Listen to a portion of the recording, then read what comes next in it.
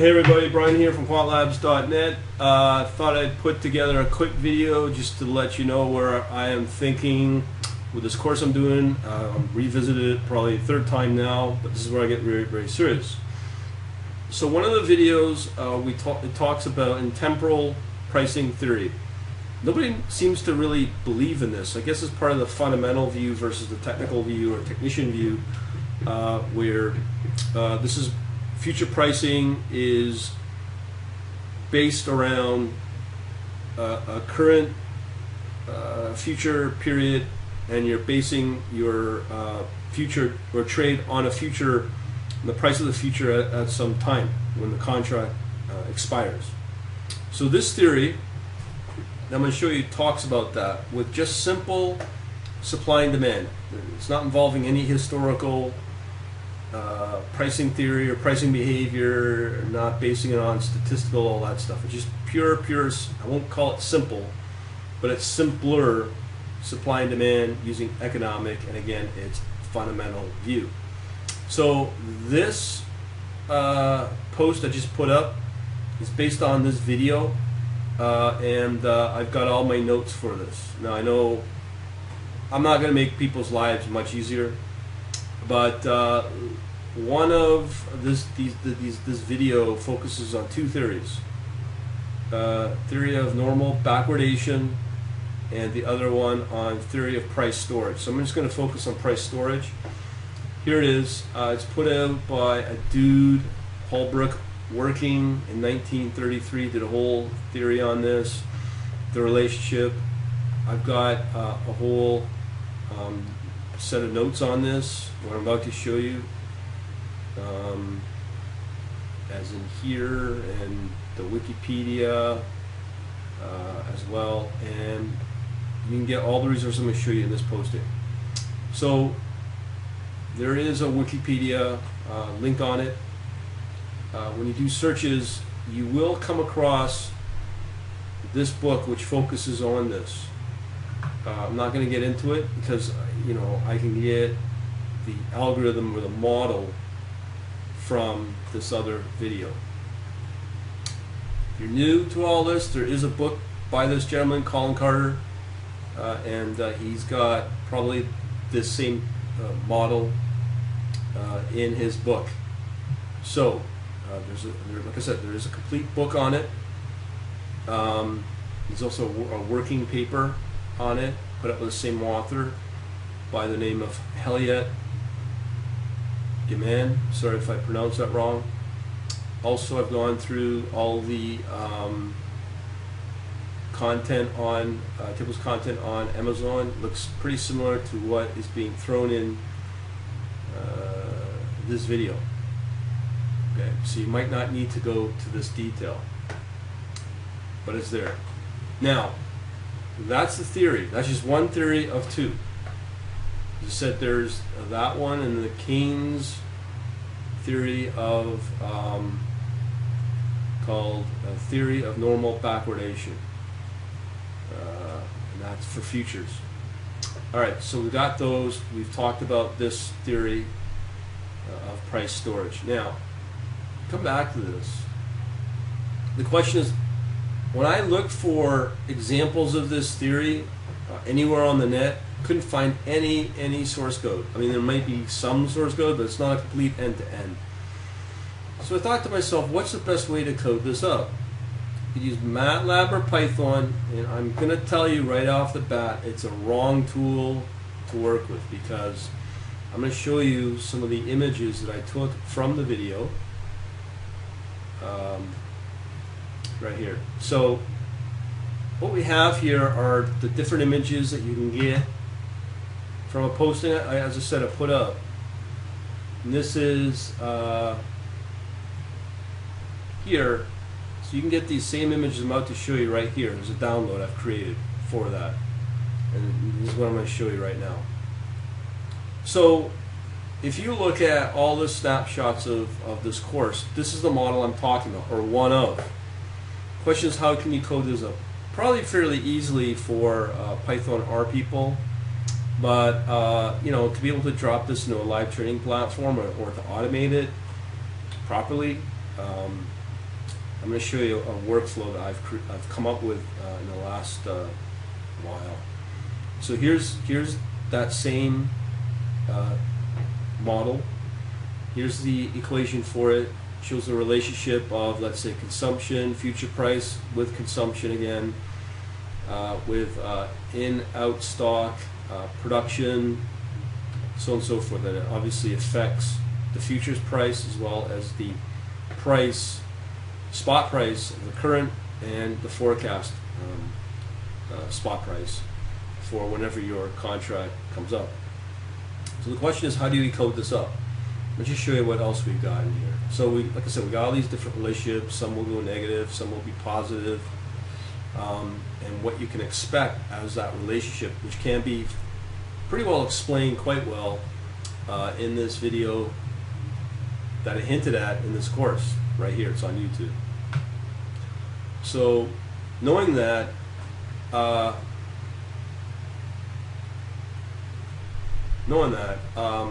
there's a demand curve that we can use to forecast our forward demand.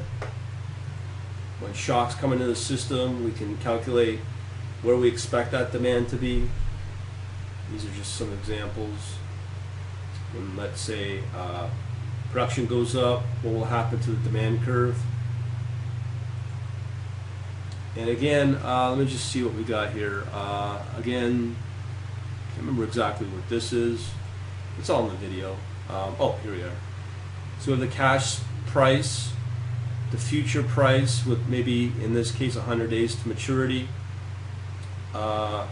We can graphically explain this, and as well, using that algorithm or that model I showed, you can also mathematically explain as well. And these are for price changes in future contracts when you forecast. Here's another example. This is the future price at time t, current time, with big T being your time of delivery, which equals the spot price times the risk of the time between the current and the time of maturity, plus the warehousing cost between current time and delivery time, plus a convenience cost as well. So again, this is all explained in that video. Fascinating stuff, and this fully mathematically will explain everything. So here we have, again, this is just what I just said: convenience yield, warehouse cost, your cost of money. So if you're investing in this contract, there's a cost to that when you can take that same capital and put it into another contract. We have to factor that as a cost. Spot price as well. So again, we talked about arbitrage opportunities. So if our future price is greater than our spot price using that same calculation, we have an arbitrage opportunity. We also have to calculate our convenience costs. So again, we see that these mathematical relationships between all these different equations come into play. You can see how powerful this is, because if you have, let's say, a price, future price of $2.90 plus the warehousing cost of 5 cents, or sorry, the risk at 5 cents plus the warehousing cost of 10 cents, you can calculate your convenience cost as well as against an arbitrary future price. And here's the relationship. This is your price spread between your current time and your time of maturity. Again, this is the price of time, the future price against consumption. That's basic demand, which is inverse relationship. Again, this is what I just said. This is why mathematically you can say that you differentiate your future time, your future current time against your consumption. It will be negative. This is mathematically why your demand curve is negative. Again, I could go on about it. This model that I just showed earlier can get pretty complicated. Again, watch that video. It explains it all in detail. Okay, I want people to understand that. And that's how these relationships are built mathematically. So again, here's the model what we talked about. All right, so the question is, how do we code this up? This is one example of many that will be coming down the pipe for futures trading, options trading, using fundamental views. So the question is, as I said, there's not a whole lot of source code out there to showcase this. So back in the day, I came up with this idea of if you have a model or some kind of algorithm, what's the fastest way to code it up?